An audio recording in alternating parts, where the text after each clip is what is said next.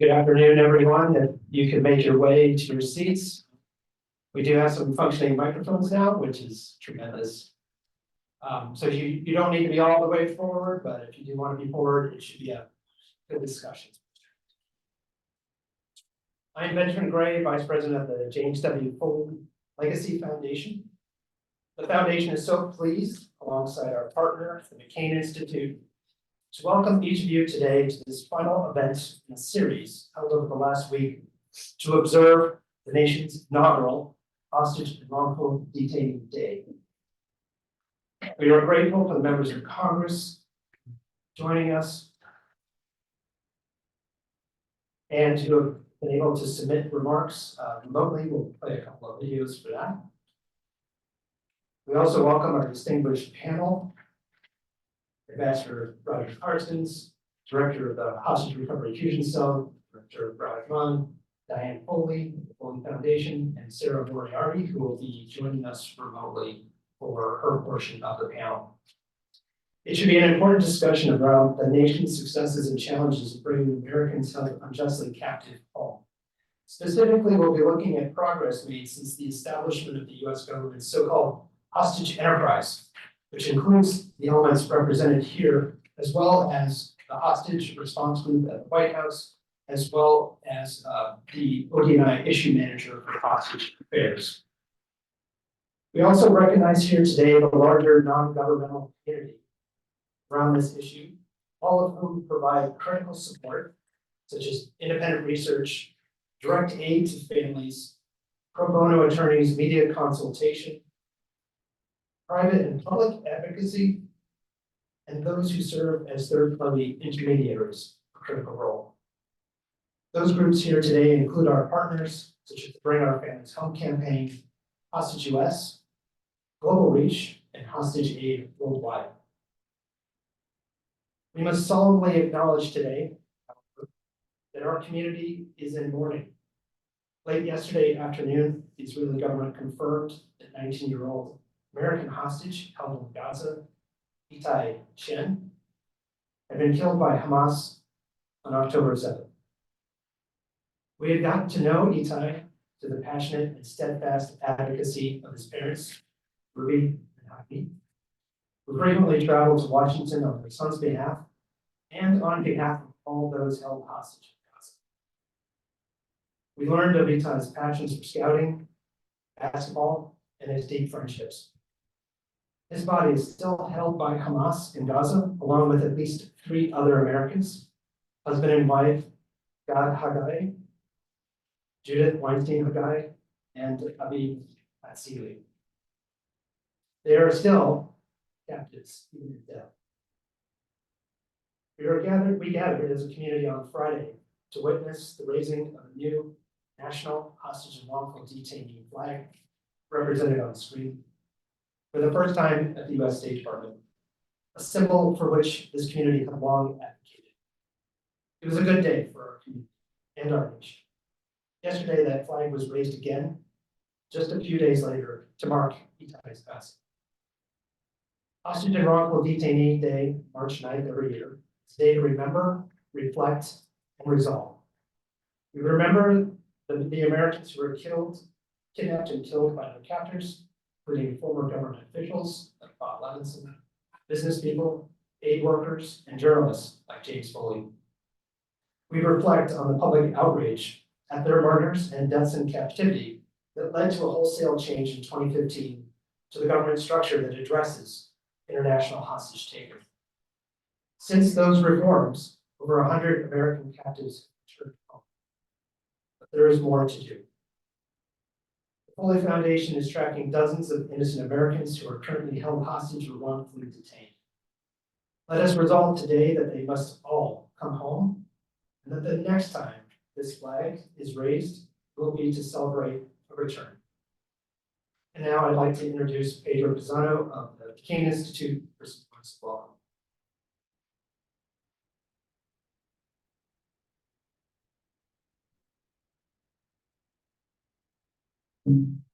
Thank you, Benjamin, and good morning, everyone. It has been a privilege to partner with you and the organization, the Foley Foundation, for now this, as you said, 3rd event serving the first National Hostage and Wrongful Detainee Day.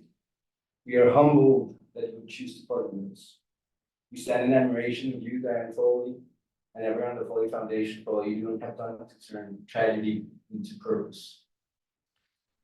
We are so lucky to be here, joined by all of you, and all the speakers and all the panelists that you will hear from, who have been at the center and are essential in the modern day U.S. hostage deterring enterprise that started in 2015. Special thank you to Ambassador Carstens and his amazing staff, Liz, Sam, Tom, for their incredible work and their partnership. Special thank you as well to Senator Coonan's staff, Margaret and Marlene. Thank you so much for all your incredible work and help. Thank you for allowing the McCain Institute to hopefully have contributed and keep contributing to the idea that we're going to bring all those hostages and wrongfully detained home, and we're going to deter state and non-state actors from continuing this heinous practice. For the McCain Institute, which carries forth the legacy of Senator McCain, who himself was in prison for 1,966 days, this cause means the world. We know that fighting for the freedom of those wrongfully detained or held hostage abroad means the world to them, knowing that they have not been forgotten. As our friend Vladimir Kermusa, who bore Senator McCain's coffin and is now himself serving an unjust 25-year sentence in Russia, says, there's nothing more painful for a Russian dissident in jail to think that he or she has been forgotten. We stand here today saying that we do not forget. We always remember, and we will keep you and your stories alive, so help us God, until you come home.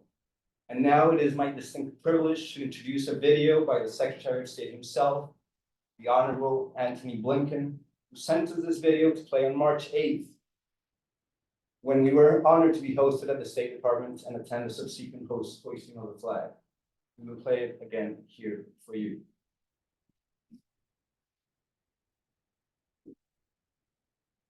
Today, the State Department, the White House, and federal buildings across our nation's capital are displaying the yellow and black U.S. hostage and wrongful detainee flag for the first time. A flag that reads, "Bring them home." That's the mission we commit ourselves to, today and every day. In my pocket, I carry a list with the name of every American who is held hostage or unjustly detained. Over the past 3 years, I've been able to cross 46 names off that list as we secured the release of Americans. Today, we celebrate their freedom and the joy and relief it's brought to their loved ones. And yet we also mark another day of grave injustice, another day when dozens of our fellow citizens are held without cause by foreign governments, terrorist groups, and other non-state actors without their rights and apart from their families. Families who, month by month, minute by minute, endure the agony of not knowing where their loved one is being held, whether they're suffering, or when they'll see them again. To those families, several of whom are here today, know this: we will keep fighting for your family members as if they were our own. We will not give up, ever. And we'll keep expanding and strengthening tools that we have to get your loved ones back. Many are tools that you advocated for and helped shape, like the Hostage Recovery Group, which brings together the State Department, the White House, the intelligence community, and other parts of our government to coordinate our efforts to free unjustly detained Americans and provide support for their families.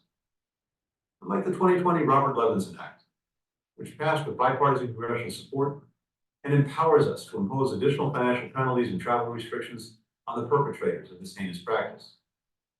We've teamed up with Canada to lead a group of more than 70 countries who've endorsed a declaration against arbitrary detention by states, and who strive to stand together against any government that uses foreign nationals as bargaining chips. The more countries who join us in applying pressure, the more we raise the cost on perpetrators, and the more we force them to think twice before detaining additional innocent people. And that's crucial to ensuring that no one else has to live through this nightmare.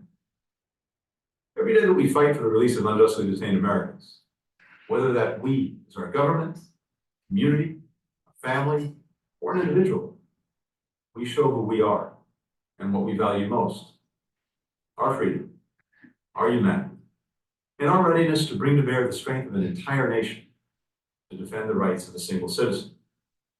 So, thank you all for being there for our fellow Americans when they need us most, for showing who we are, for working with us to bring our people home.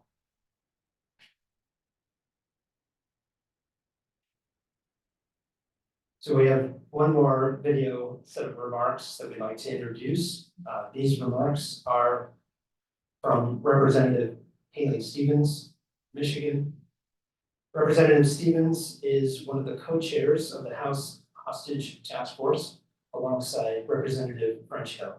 Both of them have been champions for this cause alongside others within Congress, were key to passing the provisions in the NDAA at the end of December, which allowed for additional support to families of wrongful detainees, as well as those detainees when they return back from being abroad, being held captive abroad. So we turn the remarks over to Representative Stevens. Paul, Alsu Evan Majad, Paul, Waleed, Kylie, Aziza, Sala, Bader, Alina, Mark, Shahab, Zach, Theory, Mahmoud, Andre, Brian, Austin, Edith, Itai, Saji, Omar, Hirsch, Keith. I'm Congresswoman Haley Stevens, and I'm so sorry I cannot join you today in commemorating the first annual U.S. Hostage and Wrongful Detainee Day. But know that I stand with you in the work of getting our hostages home. Dozens of Americans, including those whose names I just read, different backgrounds, faiths, and professions, have been taken hostage, kidnapped by armed groups in rogue states to be used as geopolitical pawns. Over the last decade, we've seen an increase in the number of Americans wrongfully detained abroad, held by bad actors trying to exert malevolent influence over U.S. policy. But also in the last decade, for the first time, we've seen the whole of government come together, from President Obama's establishing of the Special Presidential Envoy for Hostage Affairs in 2015, to the passage of the Levinson Act in 2020, to the 3 separate resolutions I led through passage in the House in support of my constituent Paul Leland, to the unanimous resolution I spearheaded condemning the taking of hostages by Hamas, to the legislation Congressman Hill and I fought to have passed in last year's National Defense Reauthorization. We have come together to show hostages and their families that you are not alone. Your government and your representatives stand beside you. The legislative victories included in the NDAA last year are a show of strength and support. Specifically, March 9th is now designated as National Hostage and Wrongful Detainee Day, an annual reminder of those held. Last Saturday, the newly official hostage flag flew here at the Capitol to show support. And for the first time, resources will be available to help families advocate for their loved one. The NDAA included a provision championed by French Hill and myself to provide travel assistance so families of hostages can come and advocate on behalf of their loved one in Washington, a critical conduit for information and support. It's a good faith effort to the families here and the many more across the country who have an empty seat at the kitchen table. We have your back. So in honor of the incredible men and women detained far from home, I encourage each and every one of you to take a moment to remember the names I read earlier, to make a space for them and their families in your heart, and to say a prayer that they may finally make it home. Thank you. Thank you. Thank you. Thank you. And now, finally, it is my privilege to introduce our moderator today. Thank you for being here. She's Sharon Weinberger, the National Security and Foreign Policy Editor at the Wall Street Journal. And with that, we'll open our panel, Keeping Faith with American Hostages and Ourselves, post-2015 Hostage and Wrongful Detainee Policy Outcomes. Sharon. Thank you, and thank you for coming. Thank you for having me. I'm about to introduce our panel members, but I just want to relate that it was less than 2 years ago where I was a new editor at the Wall Street Journal in London, helping out our London bureau, and I met Evan Krishkovich, our colleague, who, like me, had just joined the journal. I was preparing in Washington, DC, and he was so excited to go to Russia. He was waiting for his visa. He felt there were so many stories to be told on the ground there. It's now been more than 11 months since he's been detained in Russia, wrongfully accused of espionage. And so I'd like to thank everyone here for their efforts today. I want to introduce our panel members, Ambassador Roger Carstens, who's the Special Presidential Envoy for Hostage Affairs. Raj Mann, the Director of the Hostage Recovery Fusion Cell Director.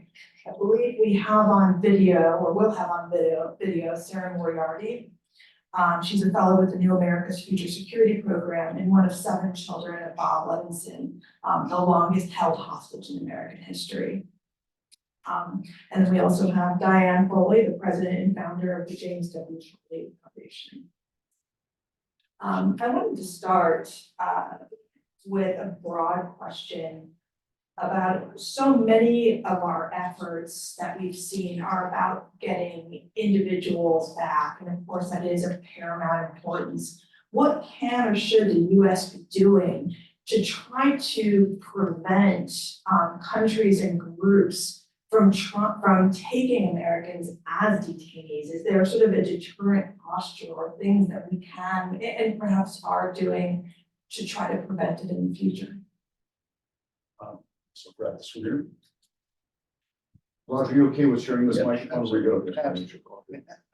Well, does this work? Oh, there we go. So, first off, I'm dying to answer that, but I do want to thank the Foley Foundation and the McCain Institute for bringing us all together today. Also want to thank everyone on Capitol Hill who's decided to host this event. We deeply appreciate the bipartisan support that this effort receives from both members and the staffs of Capitol Hill. We couldn't do what we do without you. And I'd also like to thank everyone that's in the audience. Particularly note, we have a few people in this audience who have come back from having been held. I can at least see one right there. I'm sure there's 2 right there. So right back, do me a favor, raise your hands if you've been held overseas and you're back. Zark, I'll get your hand up there. There we go. And so we have a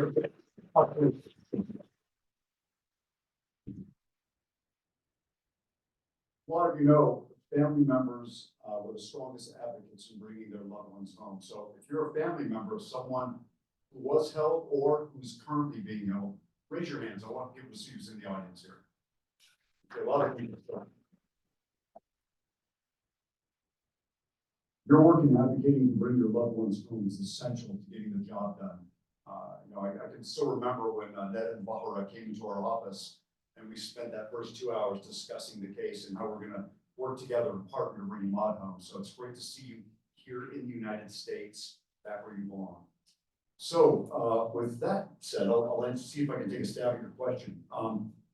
Deterrence is important, as is prevention. There was a time, probably about 3 months into Secretary Blinken's tenure as state, that he came up to me after a particularly tough interagency meeting. He put his arm on my shoulder and said, Roger, we've got to come up with a way to put the act of taking people and using them as leverage in the political space and put that onto the dustbin of history.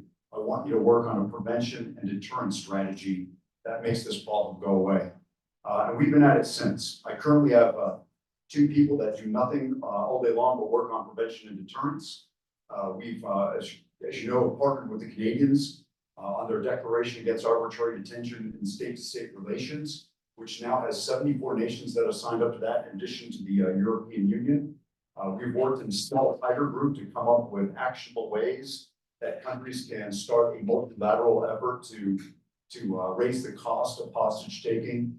And we've also started to work on tools. You know, when people think of tools to pressure countries or to get people out, they always usually think right immediately of the sanctioning tool. But there are other things that we should be thinking of in terms of all elements of national power, that being diplomacy, information, intelligence, the military effort, law enforcement, financial and economic tools, the things that our country can bring to bear. And then we need to work in the multilateral space with our partners to help develop their tools. And the bottom line is that we want to get to a point one day when the countries that routinely take other people and use them as political bargaining chips feel like it's just too expensive for them to do it. And they turn to other things to deal with us, preferably just having normal diplomatic relations. So we're working on it right now. I would say, as Secretary Blinken says, this might be a long-term proposition. It might be 8, 9, 10, 15 years before we can marshal enough, I should say, energy in the multilateral space to launch a hardcore deterrence and prevention effort. But we're pretty much at it every day. In fact, I'll be traveling overseas next week, and I'll spend a full week over and talking to some of our partners about how we can keep furthering this multilateral effort. Maybe the last thing I'll say is on the prevention side, the State Department put out the D indicator on June of 2022, when the president put out his executive order declaring that the taking of people as wrongful detainees was a national emergency. And the D indicator is something that occurs in the consular space, and it's a warning. If you go to travel.state.gov and look up a country to which you might want to travel to, you might very well find that it has a D indicator indicating that it's the kind of place where if you go there, you might be subject to being a wrongful detention by that nation state. I could probably talk for hours, but I'll stop here and let you go on. Well, you somewhat preempted my second question, which is there more that the US government can do to dissuade Americans from going to countries that are at risk? I mean, we've seen, for example, in Russia, where you have dual citizens who are particularly at risk, and just put, if they have a parent or a family member or a spouse, even a flag or whatever warning them may not be enough. Is there more that should be done there? Yeah, I'll tell you what we're trying to do. We've sent our people around the United States to work with some of the airline companies. We're reaching out to travel organizations, and maybe the direction we need to go is if I go to buy a ticket or to go to Russia, for example, either the website where I'm buying it, let's say it's whatever travel company I'm going to use online, it has a warning telling me that I'm at risk of being a wrongful detainee if I travel to Russia. Or if I go to the Delta Airlines ticket window to either purchase a ticket or actually get ready to board my flight to Moscow, I have someone who will give me a verbal warning that's required to be read. We've not gone that far. I think we do, because not everyone goes to travel.state.gov to see what kind of indicators there are out there. So we clearly need to keep working it to make sure that we're casting a wider net so that people know that they're at risk if they go to certain countries. And they also know some of the things that they can do to keep themselves safe. Again, we're not really quite there yet. I feel we're just kind of scratching at the surface, but we definitely are working in many cases with our NGO partners to come up with different ways, and also business partners to come up with different ways to try to warn people on their travels. And maybe one last thing on the business side of the house. We've spent a lot of time reaching out to companies that have strong foreign presence overseas in some of these countries. And we try to have a two-way exchange on what they do to keep their people safe, but also to let them know the problems that the United States is having with the citizens being taken. Great, thank you. Question for Rajman. Can you talk a little bit about sort of the lanes of the distinctions between what you do as part of the Hostage Recovery Fusion Cell and what Ambassador Parsons does on his side? Sure. So the word hostage plays key. Once a person has been designated a hostage, it comes over where the primary is will be hostage recovery fusion cell, but that doesn't mean the SPI is not involved. So let me break what our organization does. There's three parts. So the first part is oh, sorry. Can you guys hear me now? Yes. All right. Sorry. All right. So the HRFC is very broken up in three parts. The first part is the intelligence community element. So we have members from the Department of Defense, so you have military, CIA, NSA, partners from the state, the SPIA's office, the Council's Affair, and then you also have the rest of the intelligence community, OD9, CTC, that sit in one space. So when an event happens, we're able to grab all information in one place, collate it, and come to one assessment that's given to the decision makers, right? So there's no more stovepipes, there's no more partial information. It's the full information that the US government has available to the decision makers for a military action, diplomacy action, or a law enforcement action. That's one part. The second part is our family engagement team. While the person is a hostage, you have our family team engagement that reaches out to the family and helps them negotiate through issues that they would need. Right? So, and upon return of the person, with help in this, any kind of assistance they would need.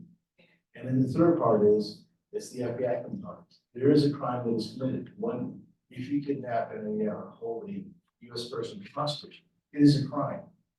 So we gather evidence, we preserve that evidence. But once in remember, these are hard cases, but we do have the Beatles Forum right out of ISIS back here that we are going to prosecute. As I like to say, these cases may go on for a while, but the FBI does not forget, and we keep getting younger. So I may be gone, but there are agents behind me. It is their job to make sure the victim receives justice. So that's the three parts of the HRFC. So as it comes, we do have be involved in there. If there's diplomacy action, it's in Roger's shop. If there's law enforcement action, it's in our shop. And if it is a military action, it goes to military. So that's what we are as the HRFC. That's what nice our split. Now, Roger does a lot of local detention. If you need assistance in something, we have to provide it. So it's not, he's on his own on that. I mean, it doesn't become an FBI case. It does not come to us. Thank you. So, all right, I think you wanted to address part of that, but one of the things I wanted to ask then is the transition into the other side for the family. So for Diane Foley and Sam already, for a lot of people outside of Washington, a lot of the acronymed agencies that you mentioned are going to be obscure. How much transparency do you think there is for the Levinson Act for the processes of people and families trying to get help from the government? I mean, I'm sure the first point of contact is going to be consular services from the State Department, but then the ability to, for example, get someone designated as wrongfully detained or to get access to more government help. How much progress do you think still needs to be made in that area? Well, compared to 2012, when Jim was taken, it's been leaps and bounds, Sharon. At that time, we had no hostage enterprise, no special envoy, no fusion cell, no hostage recovery group. So it all depends on what we're comparing to. Now that we have good leadership and an entity, there are issues. And one of the issues, the Levinson Act has been brilliant in that it's helped us to really look at, out of the thousands of arrests of US nationals around the world, there are some very important exceptions of folks who've been targeted specifically because they're US national.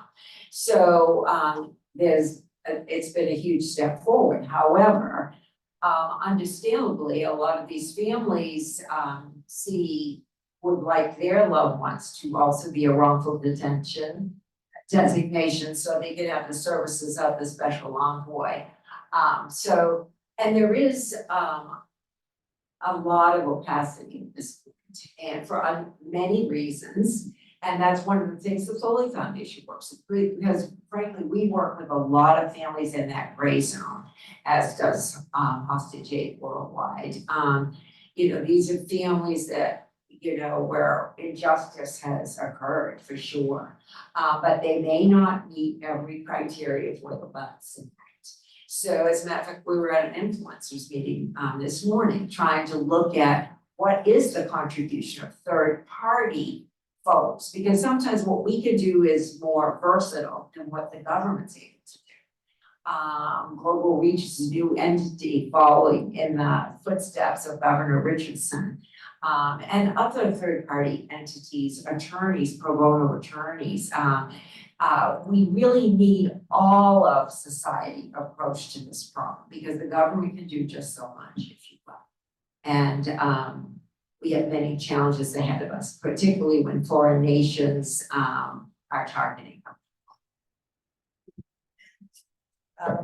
If Sarah wanted to address any of that? So can you hear me and see me? Yes. All right. Technology at its finest. Thank you so much. Thank you for the opportunity to be here and weigh into this. And thanks to my fellow panelists. It's nice to I have you on my phone. It's nice to be with such smart, impactful people on this panel, as well as all of you in the room, as well as Congress having such a huge impact in this space and all you've been able to achieve. So first, I just wanted to start again by saying thank you from the bottom of my heart and from the bottom of my family's heart for everything all of the progress that we've been able to make over the past 17 years. And I'll say it never gets easier having these discussions, even 17 years of doing this, it never gets easier because the challenges just keep adding up and building on top of each other. And it's great to have a committed community of people who keep fighting every door that's closing, every challenge that we're facing. So I just wanted to give a quick intro of some of the things that I think have been really impactful and what's more to be done to answer your questions here. So I think the impact of the flag that we've seen over the weekend and the National Day of Awareness, for my family, it's been an amazing change of bringing such a negative event to be such a positive for so many, and to be able to see my father's legacy help make an impact, both with the Day of Awareness now, as well as the Levinson Act itself. I know that Secretary Blinken has said that we've brought 46 people home since the implementation of the Levinson Act. That's 46 lives that have been saved. And that's just amazing. Thanks to all of you in that room there and anyone listening to this online. I know that I've heard from some families that seeing the flag raised is really meaningful because it shows that us as families, as victims of this hostage taking, of this horrific, barbaric practice, are being heard and being seen, and that our government is being held accountable for it. It's a physical reminder of both our successes and our failures. Even just to see Itai Chen and the horrible news that we heard yesterday, and seeing our flag raised in honor of him is meaningful to all of us. And it's a great reminder to our government that we need to be doing more, we need to be acting now, because lives are at stake when it comes to this. With the Levinson Act at the end of last year through the NDAA, we saw the progress giving families support to be able to travel to DC to advocate for their loved ones. That makes a huge difference, to be in front of people, reminding them at least several times per year how important this is to us, and brainstorming some of those ideas to bring our loved ones home, as well as that mental health support component. I think is really going to help make a difference for so many in this community. Of course, there is more to be done. Each of those does need some minor tweaks that we've been hearing. For example, I'd love to see the flag expanding where and when it flies. Personally, I'd like to see it year round at places where somebody might get a passport. So State Department offices, DMVs, wherever somebody might be going to renew their passport, maybe even airports. Having that reminder of this flag and asking the question, what does that mean and what should I be aware of, is so important to that deterrence of Americans going to these places and knowing the risks and being aware and maybe going to the D indicator more often than they are currently. As well as adding more federal buildings where it applies, for example, or with the mental health support, being able to enable that mental health support in a much more simple mechanism for those who maybe can't outlay the money outright. Making sure we fix little tweaks like that. There's always continued work to do on the Levinson Act. Another thing that I'd love for us to work with Congress to see is, Roger, I know you're sitting there, but maybe a dual hat for SPHA, where you have an office in the White House and in the State Department, so you can better facilitate between those two parties. I know there's some work to be done around credit and tax issues and the loss of retirement income for returnees, including as well, you as Congress signaling bipartisan support to make a deal for the 5 hostages that remain in Gaza, showing the president that it is important to all of us that we make that deal to bring these people home, because their lives are at stake right now and they need to be brought home right now.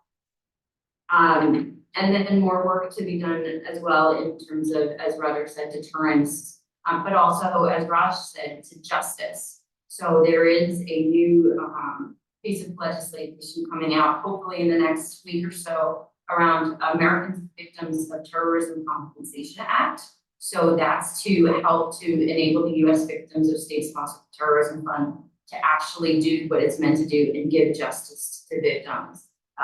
There's been many challenges with that fund, and Senator Cornyn and Senator Blumenthal have been really great advocates for this upcoming legislation that I understand already has 16 co-sponsors. So for those of you in Congress in the room, find out about that legislation, sign on as a co-sponsor. The biggest thing that's going to be an outcome of that is really to help ensure justice for those victims by seizing funds that are used for terrorist activities and compensating victims of terrorist activities such as hostage taking.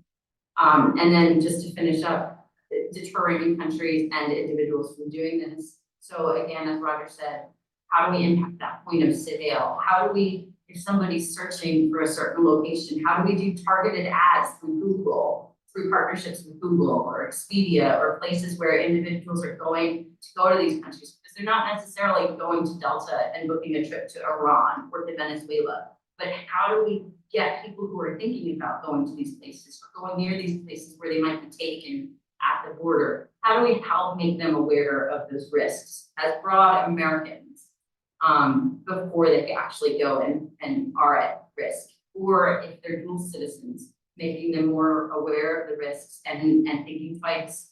The horrible stories that we hear about somebody dying, wanting to see their father one last time before they pass away. How do we help them to weigh those funds to actually going back to their home country? And then ultimately, how do we punish and deter? I would say the one thing that keeps me up at night that I don't think we're doing well yet, that we really need to focus on is how do we stop this from happening? So Iran and Venezuela, we've just gotten a wonderful amount of people home, thanks to Roger and others. How do we make sure that they don't tomorrow take another person or the next week take another person? Because they're already planning it. So how are we planning to stop it? I don't know if that answered your question, Sharon, but I think it does. I think So I have what might call a split screen question, but for our government panel members and those outside.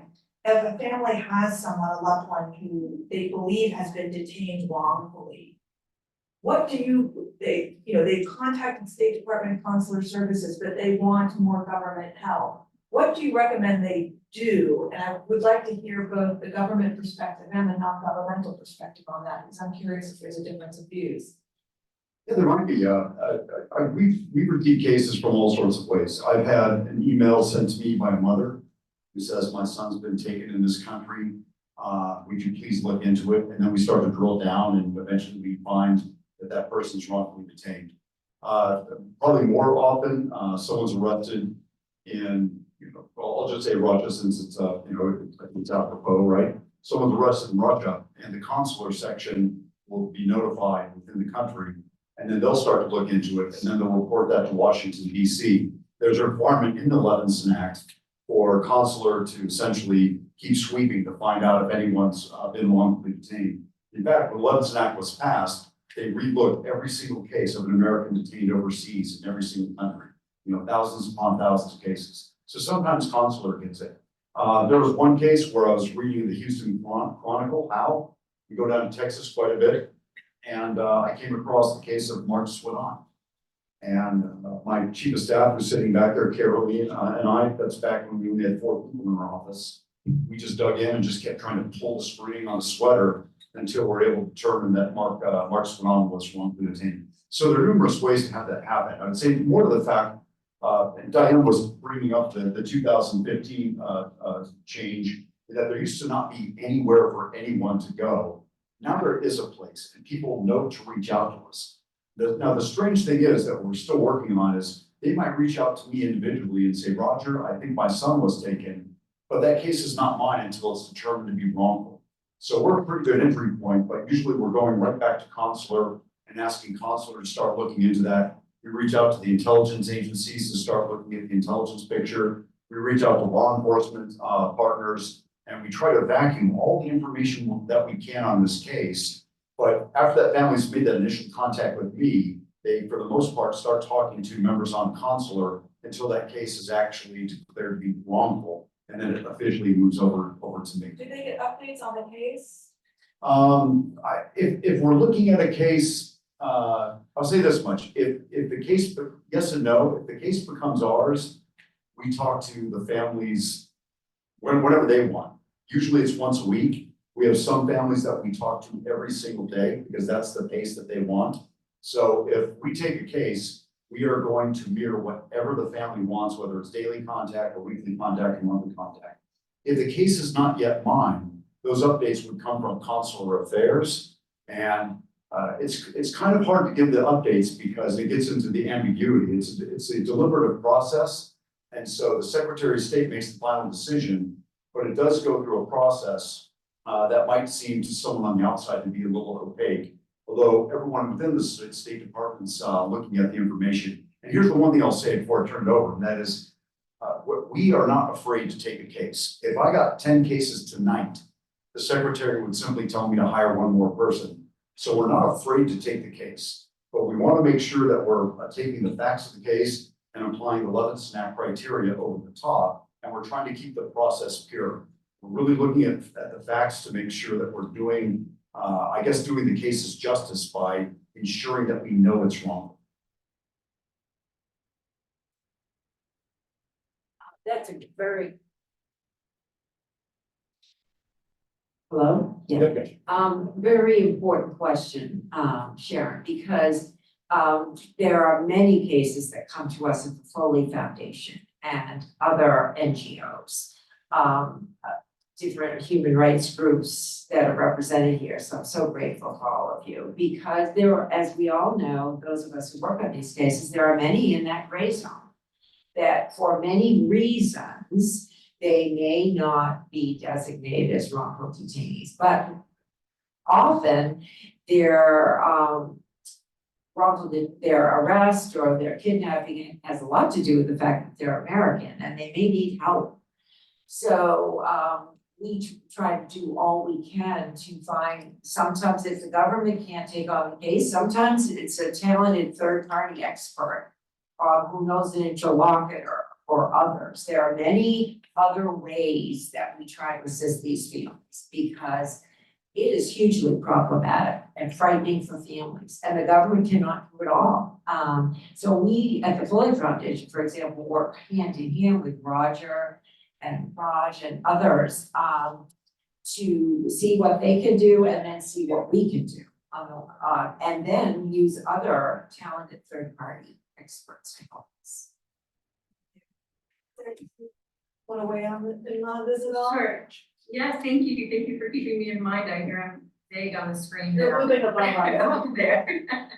I don't want to see my face that large, so please don't send me a picture. I just wanted to add that I think what's really important is, oh my goodness, I lost my train of thought. I told you it doesn't get easier after 17 years. I got it back now. Being vocal. So I think if you don't feel like your family, your loved one's case is being heard, I think sometimes giving the advice, stay quiet, things are going to happen on the back end. I don't necessarily, especially if it's a wrongful detention case, think that that's always the best solution.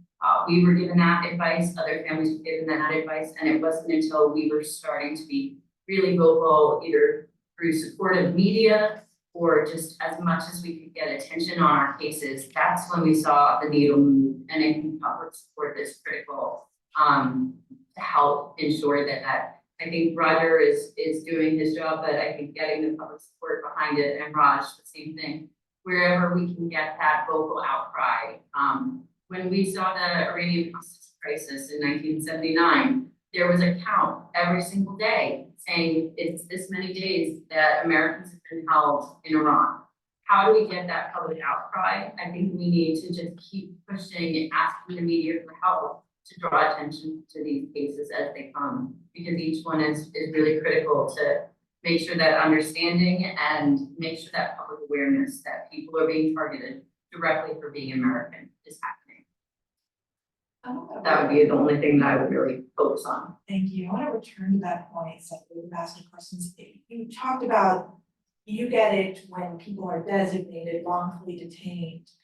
But at the same time, it does feel like there's a lot of frustrations among some families about the transparency of where they are in that process.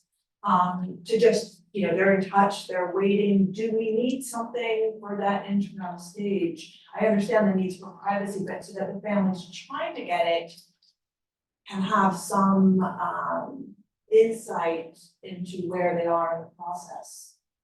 Yeah, I wouldn't shy away from that. It's something that will have to be legislated. I think the way that the laws are currently set up and the way that the State Department's organized, and the way that the process has evolved, the process is deliberate to give the Secretary of State flexibility in applying the criteria to the facts of the case. Families do want to know where it is. Of course, who would, like my child was taken or someone that I cared about, I'd want to know where it was in the process. And yet, I would say there are factors like time. It takes a long time to get the information that we need to make the case. Evan Gershkovich, you mentioned him earlier, of course. That in a way was an easy case because he's an accredited journalist. He's in a foreign country doing his job, and he was taken. So within 10 days, Evan and another journalist, Danny Fenster, we were able to make a determination because it's right there in front of us. Other cases, we have to keep pulling the string to see if number one, that person's actually innocent or guilty. Number two, and this is where it gets a little strange, that there are cases out there that might get resolved if we don't actually slap a wrongful detention on it. There are people that are taken, and I'll give you a few examples in which someone is taken, and if we would have said wrongfully detained, we're going to see that person in a year or two because that person will now become a bargaining chip. Instead, we held fire for a little bit, kept doing our research, and that person instead received a fine. I was actually deported from the country. So we have to be mindful that if we go right to the wrongful detention quickly, we might actually be putting that person at risk.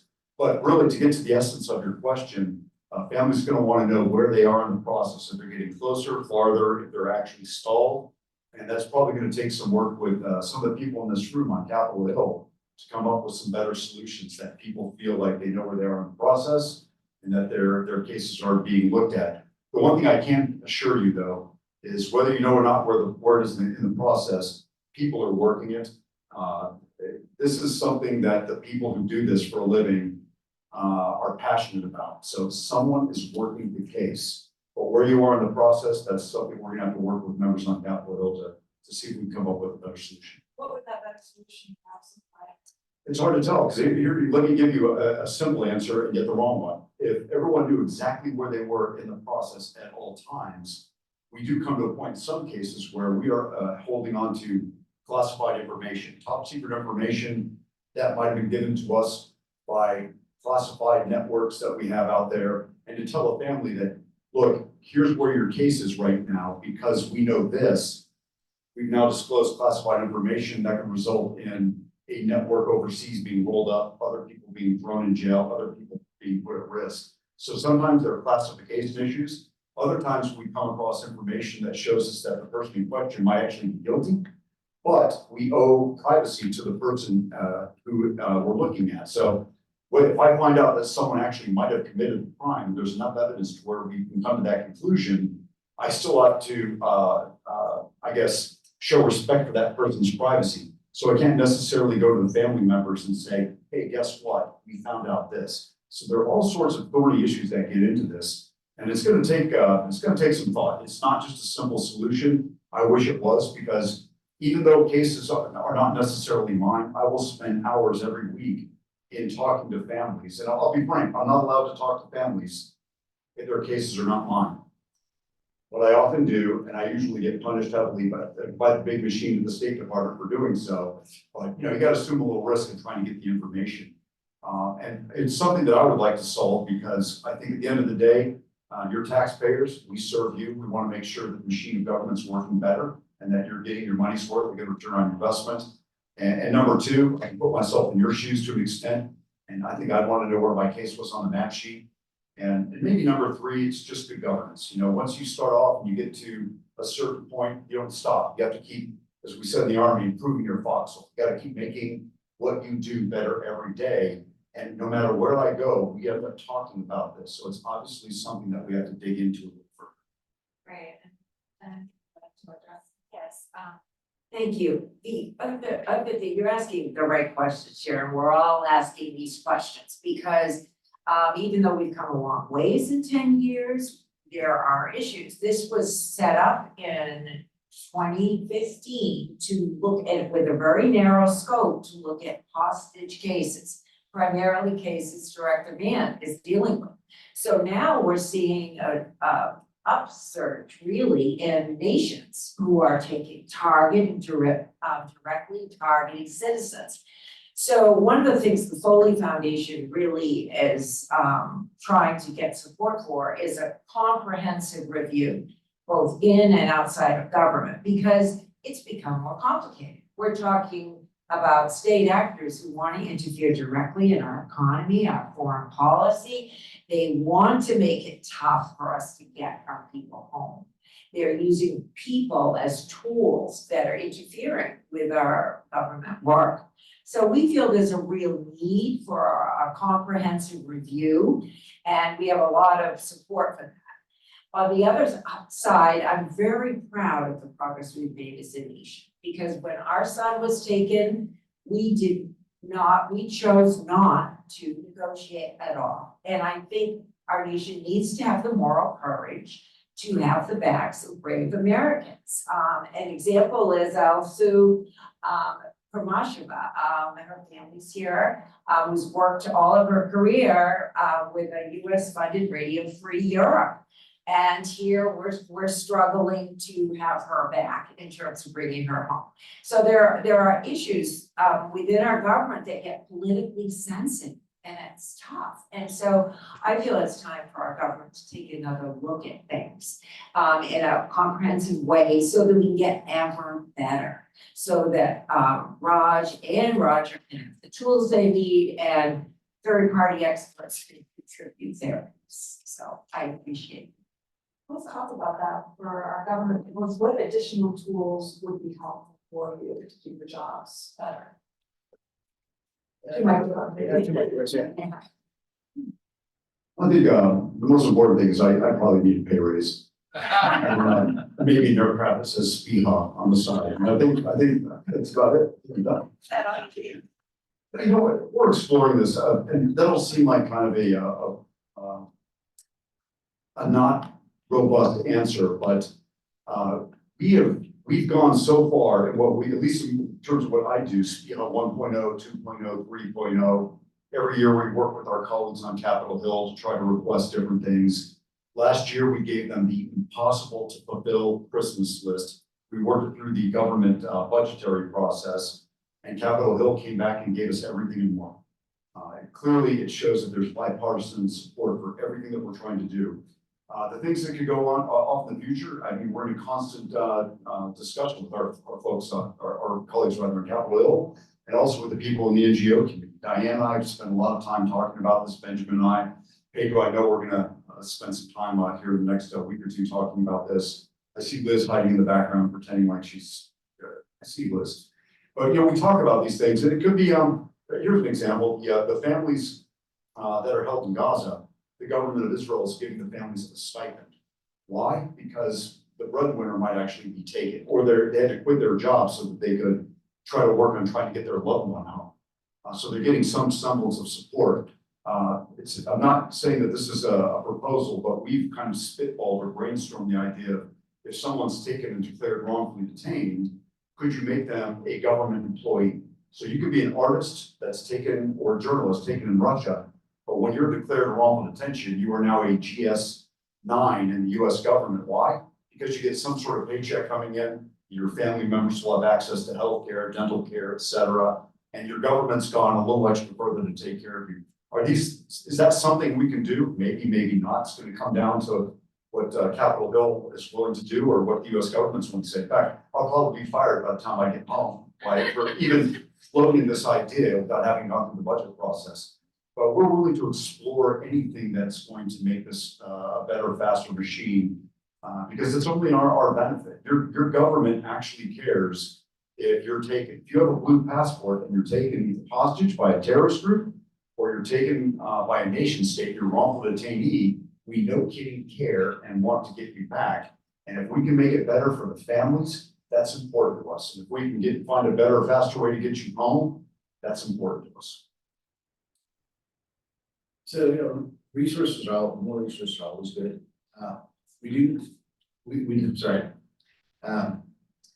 More resources are always good, right? But we do have what we've asked, I know in different, briefings, every time I'm Roger and I've been briefing the last 6 months, what is refreshing to hear from Congress is that at the end of the briefing, that there is always a question of what can we do to support you?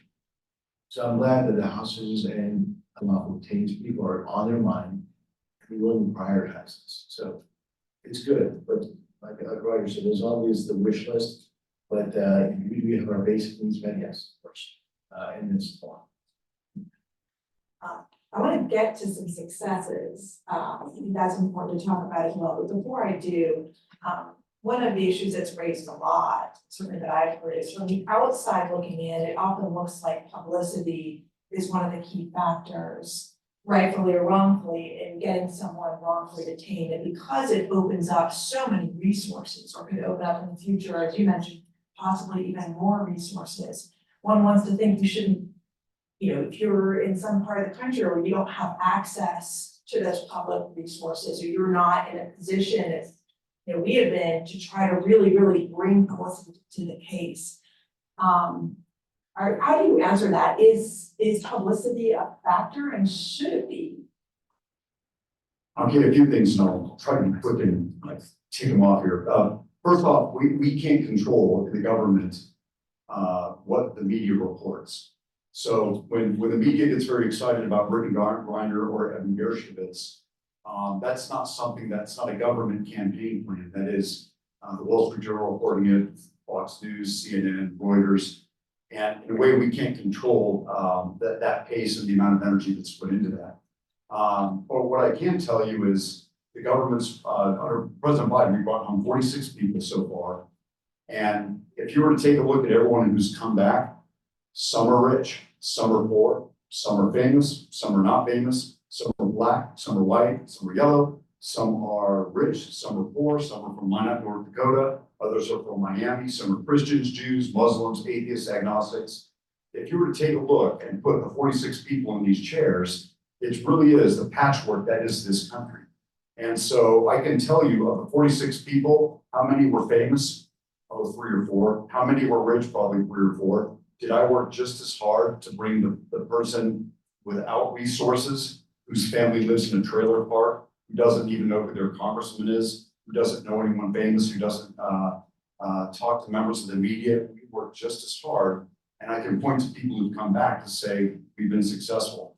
So I'm not going to work any harder on a highly publicized case than I will on a non-publicized case. Having said that, I'm going to talk out of both sides of my mouth.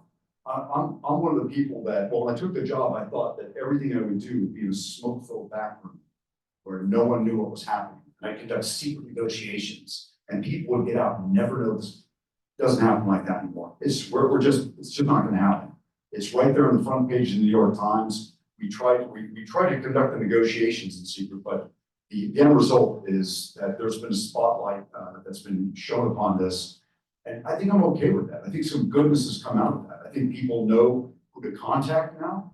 I think people have been able to use the media to affect us taking cases, perhaps because we find out the information faster because more information is brought in. And Sarah said there was a time when the government would say to families, don't try to raise the profile of your loved one. And I think we're all on the other side. It's like, look, if your heart is telling you that you need to go on TV and talk about your loved one being held, do it. And if you need to say that Roger Carthen is not working hard enough or fast enough, I encourage you. I encourage you to hold me accountable. I encourage you to go on the news. Tell your story and sing the songs and put your heart to sing about this. And we're not going to worry about it. The U.S. government's going to grab around that to the left and right. So tell your story.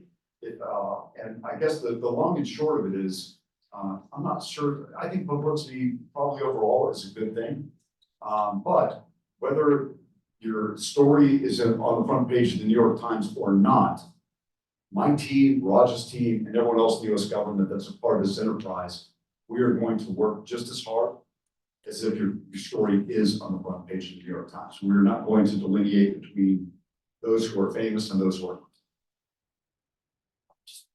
So if I can weigh in from the video, I'm gonna make my voice heard.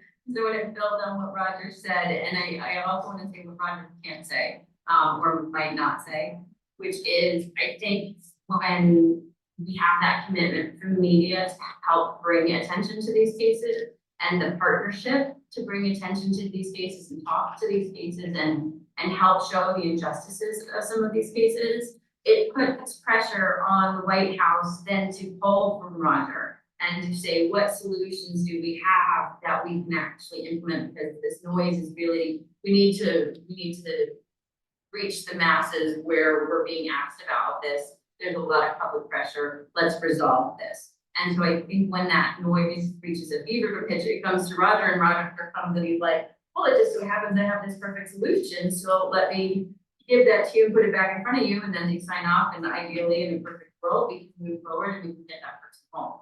So I think that media noise and that pressure that it creates ultimately, hopefully, will help Roger to do his job in getting our loved ones home. I also think having that partnership and that commitment from media, which we keep seeing growing, is really helping us. Even just the flag itself being raised and seeing when it's raised for people coming home or for people who don't come home. And we'll see it at least 3 times a year. It's that reminder, that pressure point, that public pull of we need these people home that wasn't there before, that will continue to help us get people home tonight. And I just wanted to add one more thing, which is back on the wrongful detention determination, which is the only thing that I think, the biggest thing I think is important is giving people who don't have a chance of their loved one being wrongfully detained determination, giving them that information when we know it and not waiting. And having that capability to maybe if something new comes along 6 months from now, reverse that decision. But if we're 90% sure that that person's never going to get their wrongful determination, it's causing extra pain on those families where they can be focusing their efforts in different ways to get their loved ones home instead of trying to get that determination. And we owe it to those families to help them to get that, to that point. That's it for me for now.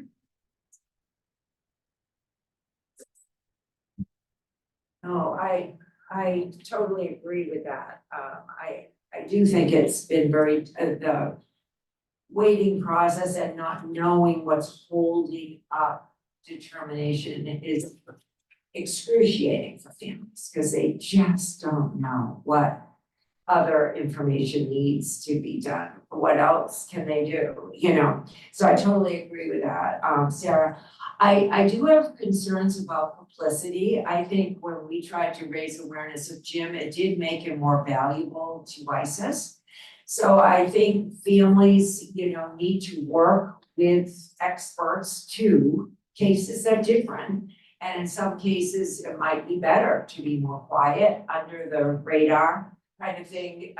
Like for instance, with Sam Goodwin, that was able to be resolved under the radar quickly, safely, that kind of thing. So there's, you know, no one way, but in general, yes, our country needs to be aware of this crisis, needs to be aware that Americans are being targeted, and therefore the flag and that increased awareness is essential in our Congress and Senate, because they need to know this has to be a priority. We've, first, anything you need to say on that subject? No, I think Diana hit it on the head, which is every case is different, right? There's no one, especially in the hostage world, there is no one case that fits all. So it depends on the family, depends on the case, raising the profile or not raising the profile, may hurt or help.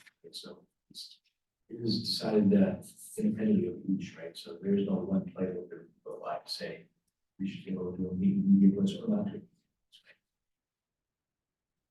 2 minutes left for the moderator question. So I actually want to talk about some of the successes that we've seen. So I'm sure there are a number of them, but, you know, for Venezuela and Iran, we've basically seen, I think, most of the wrongfully detained now out. What have you learned from those successes? What can be applied in the future? Both very hard fought. I think, on Venezuela, I think it's funny, we do such a, in my mind, don't do the best job of after-action reviews in my business. And that's because as we're coming off a plane after a victory, the phone's already ringing about the next one. It's like we're just constantly going into the other one. But I think on Venezuela, what it taught to me is the power of a broad US effort that touches into public-private partnership. I think we all know that Governor Richardson did some good work in Venezuela. There was a time when US government really didn't have much of an outreach to the Maduro government. And Governor Richardson was able to make some efforts to at least kind of establish that. I think later on, when the US government started to reach out, we started to build that up. We were still able to work across many different actors. And maybe here's the lesson from Venezuela in a nutshell. And that is, it's never just FEMA bringing anyone back. It's never just the US government bringing someone back. There are usually 1,000 unsung heroes to every return, whether it's a super empowered negotiator like Governor Richardson, the Foley Foundation, Hostage US, in making sure that someone has clothing when they show up out of Caracas with not one piece of clothing to their name. It's the CIA, Department of Defense, Department of Treasury, the IRS, all the people in the government that are working it. It's members of the media who are willing to tell the story and to dig down and hold at times us accountable or else the hostage takers accountable. So many people put themselves into it that when someone says to Spivak, great job Spivak, getting someone home from Venezuela, we almost feel like it's stolen valor because so many other people committed themselves to bringing someone home. So Venezuela, the overarching lesson there is that bringing people home is a team sport. I think in Iran, you could almost apply that same lesson, but I think there might be a whole slew of different lessons. I feel like I have extra pressure because I'm looking at Ahmad down there. I feel like they're judging me for whatever I'm about to say, but I'm going to go ahead and go.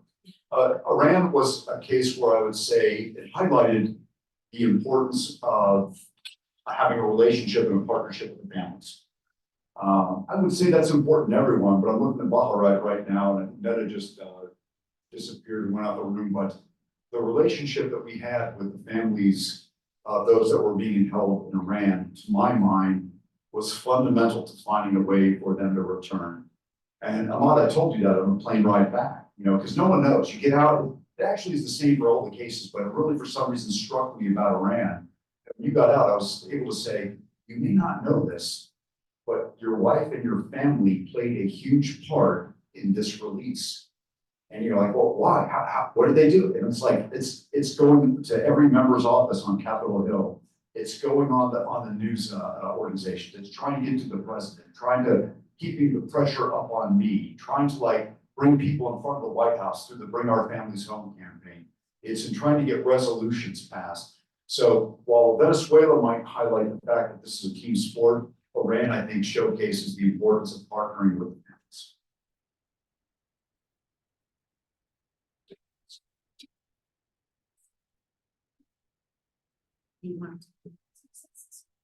Sorry,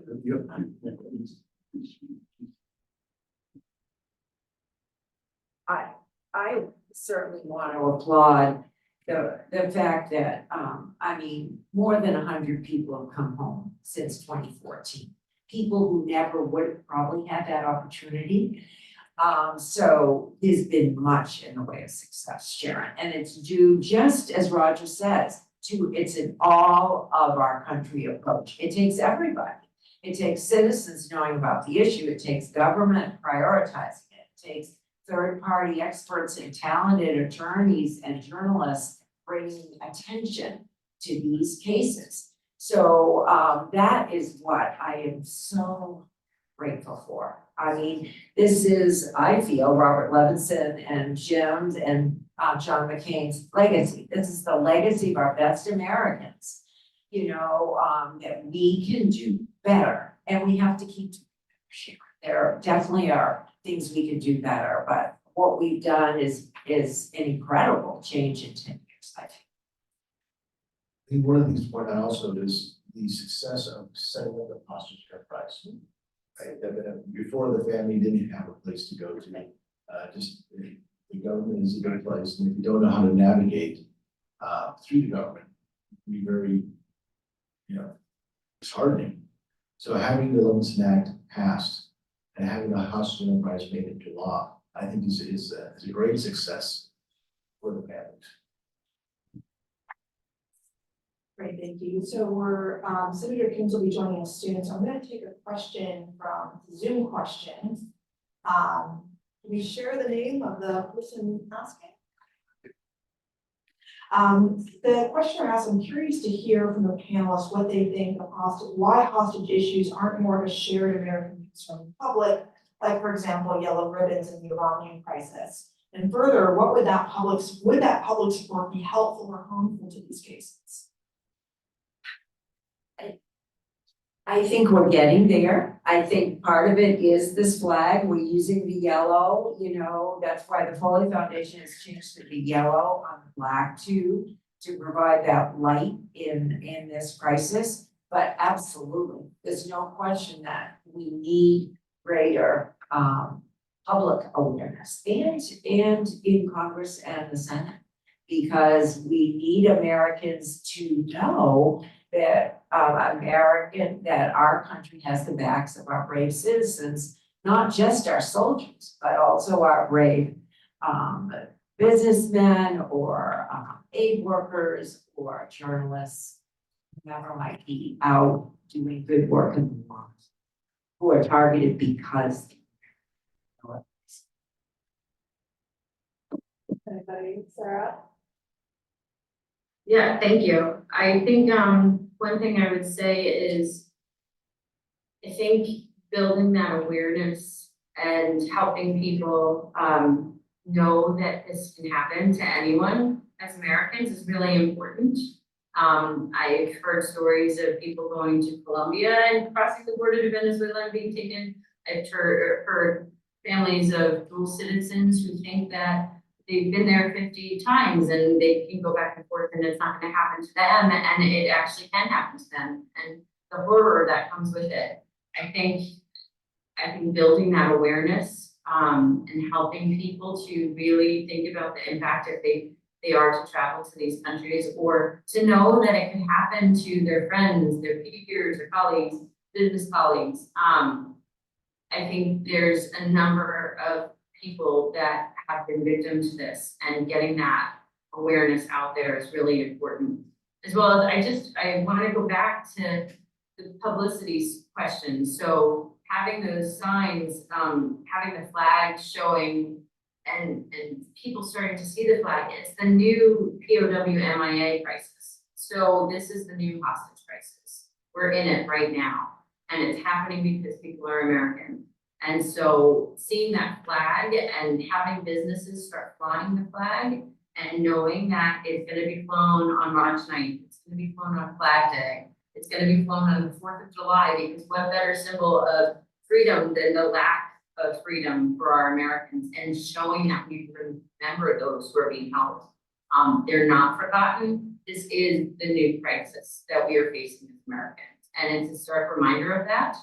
And it's helpful if we start building that awareness of that, because there should be an outcry. I think the challenge is there's so much information and so many places to look, and I think also Congress can show that bipartisan issue that this is by sending strong messages of support. When you walk through the halls of Congress, there's the POW MIA flag hanging outside of every door of Congress. Let's get a hostage and wrongful detention flag out of every door of Congress. Let's help really make this an issue that everybody's aware of and everyone's fighting for. I think that building that momentum, we are starting to. And I think the more that success we see from Roger and Raj and our president, I think we'll continue to build that momentum, but starting to fly the flag and showing our support and talking about it more is really going to be critical to put that pressure on to bring our Americans home and stop them from going to these countries. And this certainly is a role for journalists in getting the stories out. There are several stories in the works of people who returned home. I recently had the help of an Irish author who's published our book, just American Mother here in the US. So any of these stories that maybe can be used to raise awareness with families or whatever, share those stories. You know, there's some documentaries, the James Foley story and others, you know, all this can help people to understand what I never even knew about. Many Americans are totally ignorant of this issue. And if I just can add to that, Diane, I think it's a really important point. The D indicator is there, the K indicator for kidnapping is there, but how do we drive that awareness that that exists so that Americans are thinking about looking at those State Department warnings before they go to a country or signing up for the alert system? How do we make sure that people are doing that so they're aware of the risks? Thank you. Are you able to open it up to audience questions?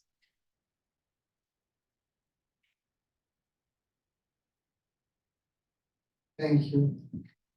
Yes, I have a question for you. You mentioned that in some cases it's better, a case might be resolved before designation.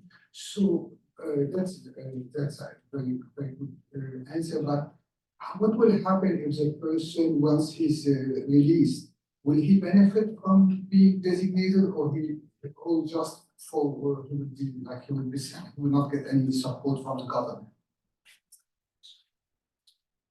I'll take this one. Let's say there we go. Now, that's a strong point, because if someone is designated and they come home, then the U.S. government, especially with the help that we receive from the National Defense Authorization Act, the family members can tap into certain support from the government, whether it's health services, mental health services, psychosocial health services, as can the person who's returned.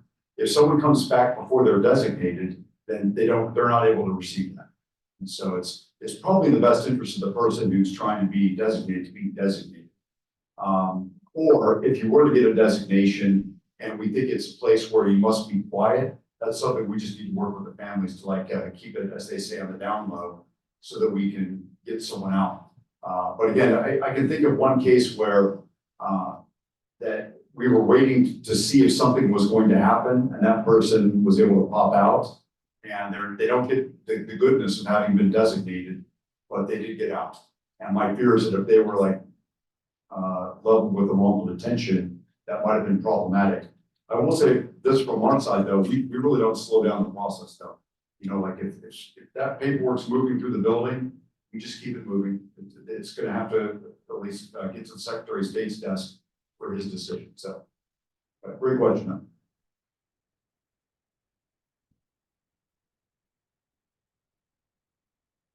Thank you all so much for joining us today. This has been a really interesting panel, and I appreciate that you got into specifics about things you especially think Congress can be doing, which is always the question we want to ask.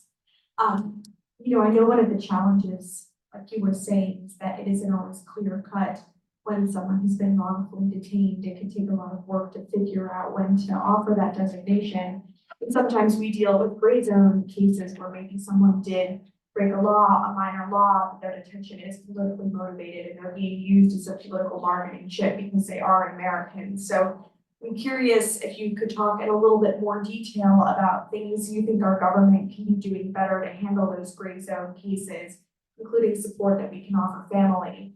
And in the case that, you know, we're not able to offer that whole wrongful detainee designation and everything that comes with it, do you think we need to be doing more to offer kind of a different standard of support for those families? And what are some of the things that could look like, to the extent you're able to answer now? Your thoughts are welcome. I mean, the question on a hybrid, you know, you're either wrongfully detained right now or you're not. It's ones or zeros, yes or no. If we were to explore something that's in the middle, you know, that your case is under some sort of review, therefore you accrue a certain benefit or certain goodness or information, that's something I think that's worth exploring. I'll never be the decision maker on that. A lot of that's going to come down to, you know, the good work that we do on Capitol Hill and the stuff that we're now into a period where changes in the hostage recovery enterprise are most appropriately legislated, and that you give us an authorization to do something, and then hopefully an appropriation follows whatever you ask us to do. But I think that's worth exploring. In terms of what your first question though was details on the, I guess specifically, if there are things about reason that yeah, so, yeah. What we've done in the gray zone is there are cases that they're not necessarily wrongful yet because we just don't have the information, it doesn't seem wrongful yet. And yet we can say that that person suffers health problems. The case has a few things that are a little off. And some requests like humanitarian releases will request that the government allow consular access if they've been blocking that or they've not been doing a good enough job there. Additionally, we've been working with some of our NGO partners. In fact, that was part of the discussion I think we had today. And that is, if the government can't do anything because we don't have the authorization to do it, I'm not legally allowed to do it, what can someone in the NGO space do? There are people out there that are master negotiators that do not work for the US government. In fact, pretty much anyone who's a good businessman is a good negotiator. And those people who work in foreign countries might be able to start the conversation with another government from the private sector. They may be able to offer the family some semblance of support. I know Liz does a lot of that with the Hostage US. So there are all sorts of different things that we can do that we're trying to explore that in a government, I could say public-private partnership, if the case is not yet mine, can we somehow keep progressing? But these are clearly areas that we need to explore. But, I will say, we've gone from, I'm looking at Kara Lee, 4 years ago, there were 3 people in our office. We now are at 25. We're now starting to become good at the meat and potatoes of what we do. The essential tasks of getting people home, taking care of their families, building out the Levinson Act, and I'll say even building up a deterrence policy. But now that we have that underway, now it's time to fix the things that are off to the left and right. And this is an example of a place that I think it's a growth area. We need to explore it. How do we handle this? The one thing that we did in my office out of pocket was just we created an intake officer. I'm not resourced for it. No one's trained to do it, but one person in my office that can receive a case and start to look at it. But then again, I start to run into authorization problems because I'm not legally allowed to really look at those cases because they still belong to consulate. So there are ways that we can work together to come up with these solutions, but I imagine that the next Levinson Act hopefully will make some progress in trying to put some of these things to rest and answer some of these questions. Because again, every time I go to one of these things, and I go to them all the time, it's usually the same issues. And I still write them down. I think it's important to write them down, but I can tell you what the issues were from my last 4 or 5 meetings. And a lot of it seems to focus on this intake process and when we're allowed to do something and what kind of support that we can offer. Thank you so much for that question. I exactly my case right now. My sister, Thierry Sen, who has been in prison in Cambodia for the last 20 months.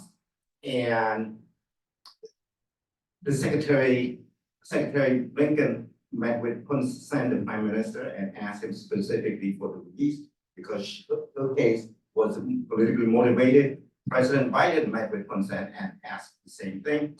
And as of right now, 20 months afterward, the US Embassy has not communicated any, we request for the wrongfully detained Americans determinations.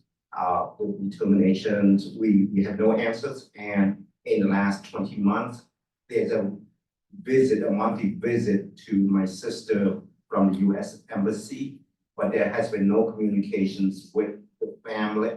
The embassy has no communication with the families except saying, okay, in 2 days, we're going to visit your sister. Do you want to send anything?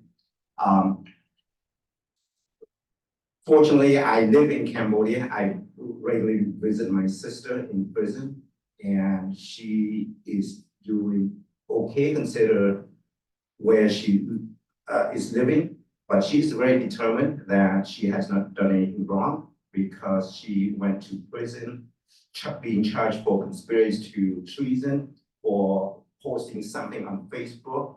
And anyway, long story short is that I think there should be a clearer process in determining her case similar to her case, and there should be a regular update to the family and just give us something because as of right now, we receive nothing from the US government, we receive nothing from the embassy, especially the embassy in Cambodia.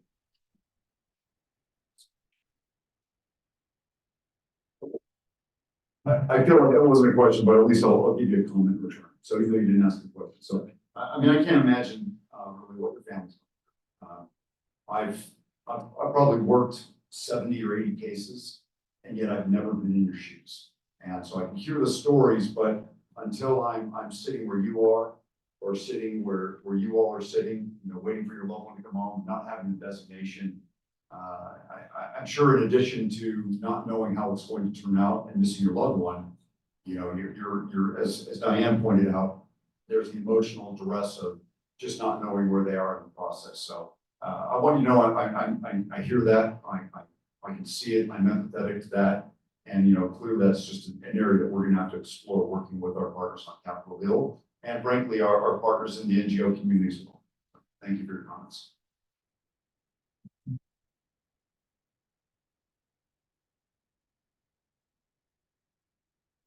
Benjamin, I was hoping you could find an easy question for me to answer, please. There no. Sorry, while we keep investing our time, let's have these walks over. I want to ask Ambassador Carson, you talked at the beginning about the Canadians and this declaration which builds upon the convention.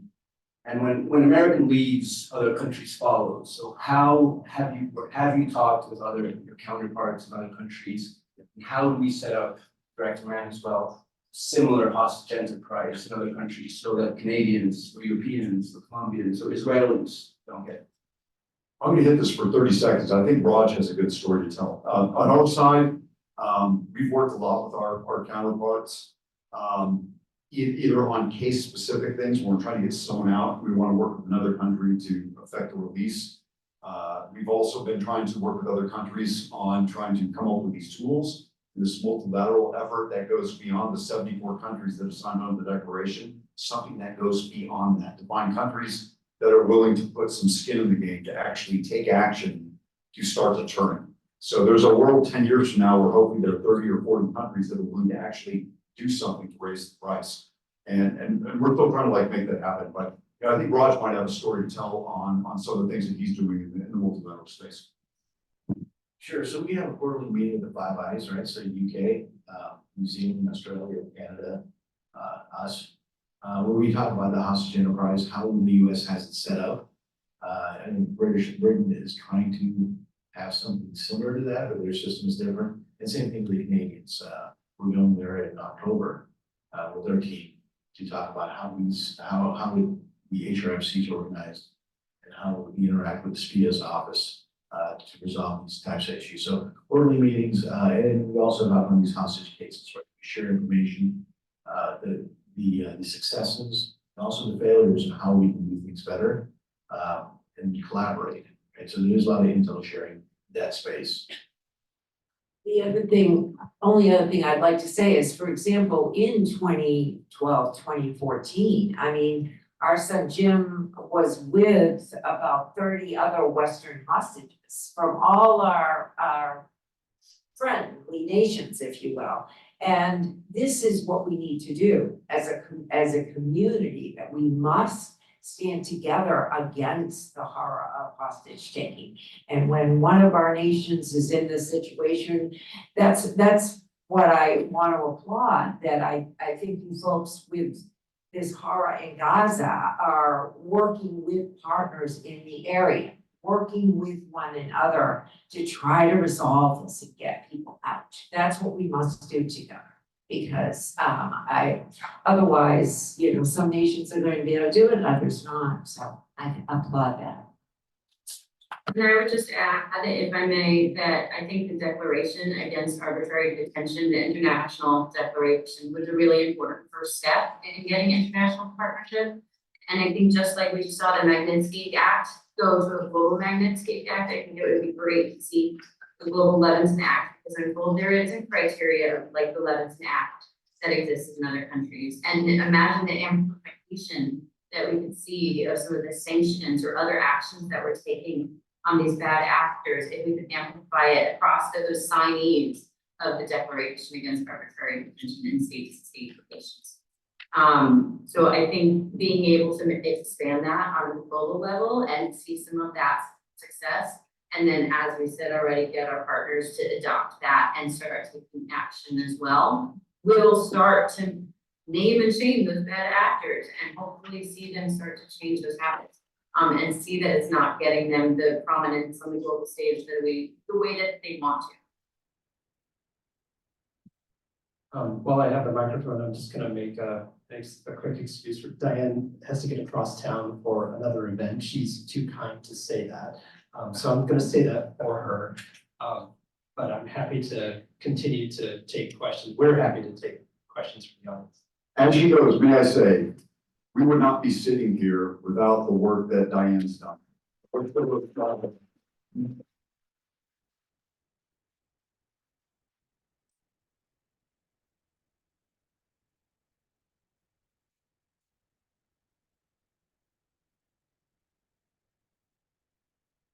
And right in time, Senator Coons. It is my distinct honor to introduce Senator Coons, who, as I mentioned, is one of the most stalwart advocates for the freedom of all political prisoners and dissidents and wrongful detainees and hostages. Thank you for all you do, Senator. Thank you for co-sponsoring the Levinson Act. Thank you for co-sponsoring the Flag Act. And with that,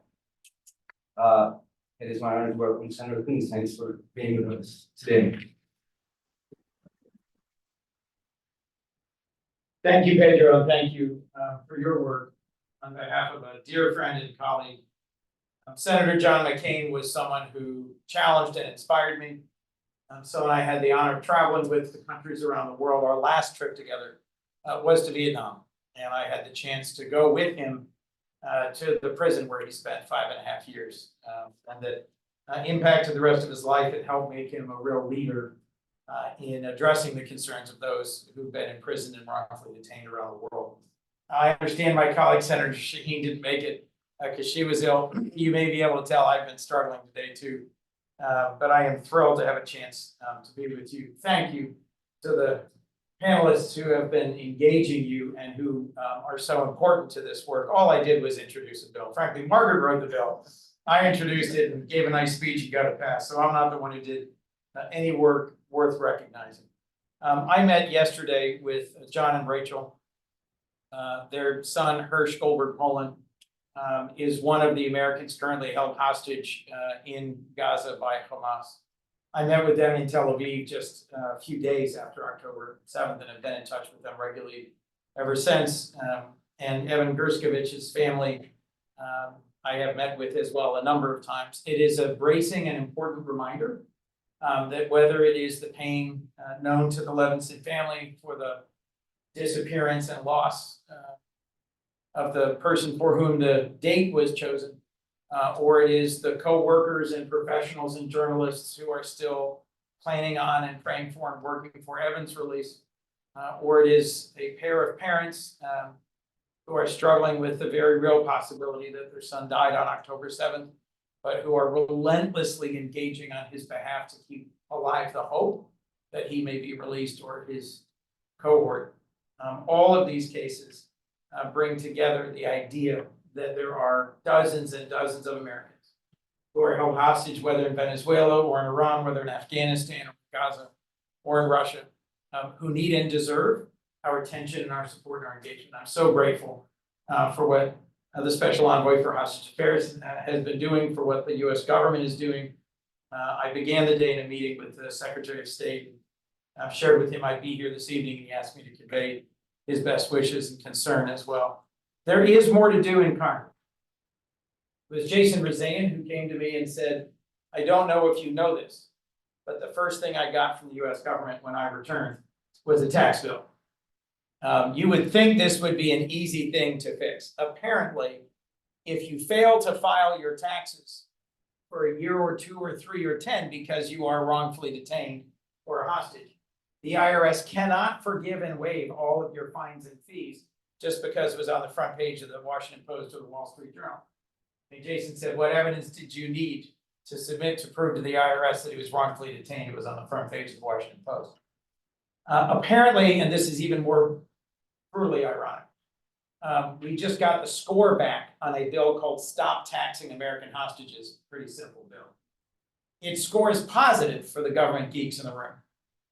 Because the IRS actually litigates these and loses them, all of them. So if we pass a bill that says every American hostage or wrongfully detained American who returns is entitled to a waiver of their fines and fees, that actually saves the US government. There's another bill we're working on that also provides for credit towards Social Security. Look, if you're detained for a year, this may not be a pressing concern, but if you spend 10 or 20 years, you lose that core part of the productive years of your life, and then what you have available to you in retirement is something that is diminished, and frankly, also credit issues. These are concrete actions we can take because of hostage families who have come to visit with us and talk to us about how did it actually impact you. I wish we could pass a law that returns every American wrongfully held overseas. But in the absence of that, we can continue to support the good work of the administration, the government in particular, the State Department. And we can continue to take ideas from families for ways that we can elevate their name and their case and focus on them, but also then give specific focus. So let me just say thank you to the families, to the panelists, to all of you who've done a lot more on this than I ever will.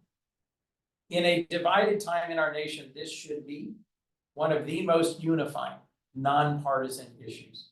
Because nobody asks what the party registration was, Paul Whelan or Evan Gerskovich or Herschel or Poland. They simply say, we want every American home who is a hostage or wrongfully detained. So thank you for your work. Thank you for your celebration and for your recognition of the day and the flag, and recognize that there is more work to be done. Thank you for the partnership. Thank you very much.